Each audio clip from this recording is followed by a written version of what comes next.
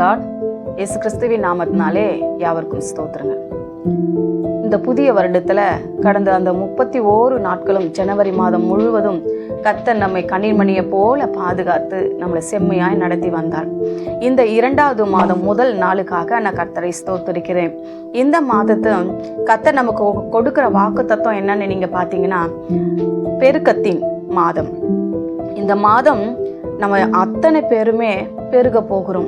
அந்த வசனத்தை வாக்குத்தத்த வசனமாக உங்களுக்கு முதல்ல நான் வாசித்து காண்பிட்டு அப்புறம் நான் பேச விரும்புகிறேன். எரேமியா 30ஆம் அதிகாரம் 19வது வசனத்துல பிற்பகுதி. அவர்களை வர்த்திக்க பண்ணுவேன், அவர்கள் குறுகி போவதில்லை. அவர்களை மகிமைப்படுத்துவேன், அவர்கள் சிறுமைப்படுவது இல்லை. வர்த்திக்க பண்ணுவேன், அவர்கள் குறுகி போவது இல்லை. இந்த மாதம் முழுவதுமாக கர்த்தர் நம்மை வர்த்திக்க பண்ண போகிறார். 3 நபர்களை குறித்து வேதத்திலிருந்து நம்ம பார்க்கிறோம். யாரெல்லாம் பெருகினார்கள், வர்த்திக்க பண்ணினார் கர்த்தர் என்று நம்ம பார்க்க போகிறோம். நம்ம முற்பிதாக்கள் உங்க எல்லாருக்குமே நன்றாக தெரியும். ஆபிரகாம், ஈசாக்கு, யாக்கோபு. இந்த 3 பேருமே எப்படி பெருகினார்கள் உங்களுக்கு நன்றாக தெரியும். ஆபிரகாமை பார்த்து கர்த்தர் சொன்னாரு, நீ எம்மட்டமோ அம்மட்டும் நடந்து திரி, நீ கால் மிதிக்கிற எந்த எல்லா இடத்தையும் நான் உனக்கு சொந்தமா தருவேன் அப்படின்னு சொன்னாரு. அவங்க எங்கெல்லாம் நடந்து திரிந்தாங்களோ அந்த எல்லா இடத்தையுமே கர்த்தர் அவங்களுக்கு என்ன பண்ணாரு, ஒரு சொந்த பூமியா கொடுத்தாரு. ஆபிரகாம் காலத்துல ஆபிரகாம போல பெரிய பணக்காரன், பெரிய மனுஷன் யாருமே இருந்தது இல்லையா? உங்களுக்கு தெரியுமா? வேதத்துல படிச்சு பாருங்க. ஆபிரகாம கிட்ட வேலை செய்கிற குடும்பம் மட்டுமே 38 குடும்பங்கள் இருந்ததாம். நம்ம இப்போ சும்மா இருக்கிற இப்ப சாதாரண குடும்பம் இல்ல, அம்மா அப்பா 2 பிள்ளைங்கன்ற மாதிரி இல்ல. அப்ப இருக்கிற குடும்பம் எல்லாம் பெரிய பெரிய குடும்பம். ஒரு 10ன்னு எடுத்துக்கிட்டா கூட, அம்மா அப்பா அவங்களுக்கு 10 பிள்ளைங்கன்னு எடுத்துக்கிட்டா கூட எவ்வளவு பெரிய குடும்பம். அப்போ 38 குடும்பம்.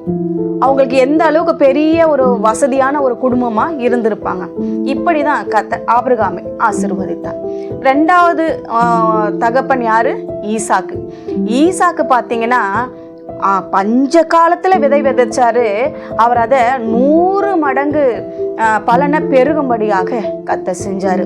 அது மாத்திரமல்ல, அங்க இருக்கிற அந்த அபிமெலேக்கும் அவனோட இருக்கிற ஜனங்களும் பொறாமப்படும்படி அவங்ககிட்ட வந்து சொன்னாங்களாம், கர்த்தர் உன் கூட இருக்கிறாரு, மெய்யாகவே கர்த்தர் உன் கூட இருக்கிறாருன்னு எங்களுக்கு தெரிஞ்சு போச்சு.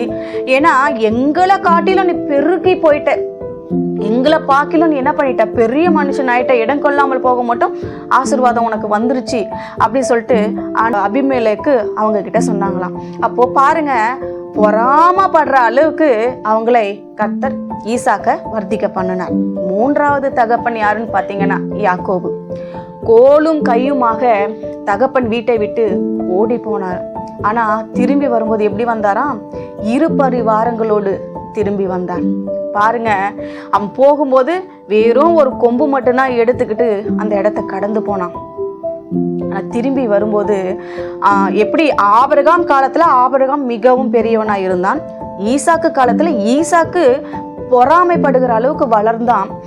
யாக்கோபு காலத்துல அவன் எப்படி இருந்தானா, 2 பரிவாரங்களையும் வைத்து கொண்டு அவ்வளவு பெரிய பணக்காரனா, அவன் தான் இருந்ததுலயே பணக்காரன் சொல்ற அளவுக்கு மிகப்பெரிய மனுஷனாய் இருந்தானா. பூமி தாங்காத அளவுக்கு இந்த 3 பேரும் ஆசீர்வதிக்கப்பட்டார்கள். பாருங்க, இன்னைக்கு அப்படிதான் கர்த்தர் சொல்றாரு. ஆபிரகாமுக்கு என்ன ஆசீர்வாதத்தை கொடுத்தாரு? உனக்கு என்ன பண்ணுவேன், கால் மிதிக்கிற தேசத்தை சொந்தமாக கொடுப்பேன்னு சொன்னாரு. இன்னைக்கு இதை பார்த்து கொண்டு இருக்கிற உங்கள ஒரு சிலர் சொந்தமா ஒரு இடம் வாங்க போறீங்க.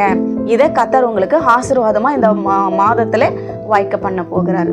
2வது பாத்தீங்கன்னா, உங்களுடைய கையின் பிரயாசம். ஈசாக்கு பஞ்ச காலத்திலே விதை விதைச்சா 100 மடங்கு பலனாரு தான். அப்போ உங்கள என்ன பண்ண போறீங்க, கொஞ்சம் பணத்தை வச்சு ஏதோ ஒரு பிசினஸோ இல்லை ஏதோ ஒரு தொழில ஆரம்பிக்க போறீங்கன்னா அதுல 100 மடங்கு 100% நல்ல பலனை நீங்க என்ன பண்ண போறீங்க, பெற்றுக்கொள்ள போறீங்க. தாராளமாக நீங்க என்ன பண்ணலாம், பிசினஸ் ஸ்டார்ட் பண்ணலாம். கடைசியாக ரெட்டிப்பான ஆசீர்வாதம். 2 பரிவாரங்கள். நீங்க எதெல்லாம் செய்யறீங்களோ அதில் எல்லாவற்றிலும் 2 மடங்கு ஆசீர்வாதத்தை கொடுப்பார். அது 2 மடங்கு சொல்லும்போது அது உங்கள் மிருக ஜீவனாக இருக்கலாம், அல்லது உங்களுடைய வருமானமாக இருக்கலாம், அல்லது உங்கள் குடும்பத்தில் செய்யக்கூடியதான தொழில், பிஸ்னஸ், இந்த மாதிரி ஏதாவது வேணும்னாலும் இருக்கலாம். எல்லாத்துலேயுமே முற்பிதாக்கள் பெற்றுக்கொண்ட ஆசீர்வாதத்தை கர்த்தர் இந்த மாதத்தில் இதை பார்த்து கொண்ட ஒவ்வொருவருக்கும் தரப்போகிறார். அதை நீங்கள் பெற்றுக்கொள்ள ஆயத்தமாக இருங்கள். ஜெபித்து பெற்றுக்கொள்ளுங்கள். இந்த மாதம் முழுவதும் சொல்லுங்கள், கர்த்தர் என்னை வர்த்திக்க பண்ண போகிறார். ஜெபிக்கலாமா?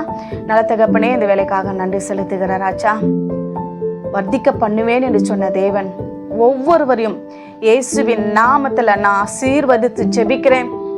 அவர்களை வர்த்திக்க பண்ணும் அப்பா. ஒரு சொந்த இடம் வாங்கவும், அவங்க அப்பா பஞ்ச காலத்தில் இருந்தாலும் ஏசப்பா கொஞ்சமான பணம் வச்சு பிஸ்னஸ் ஆரம்பித்தாலும் அதில் திருப்தி அடையவும், இரட்டிப்பான ஆசீர்வாதங்களை பெற்றுக்கொள்ளவும் இயேசுவின் நாமத்தில் அவர்களை ஆசீர்வதித்து ஜெபிக்கிறேன்.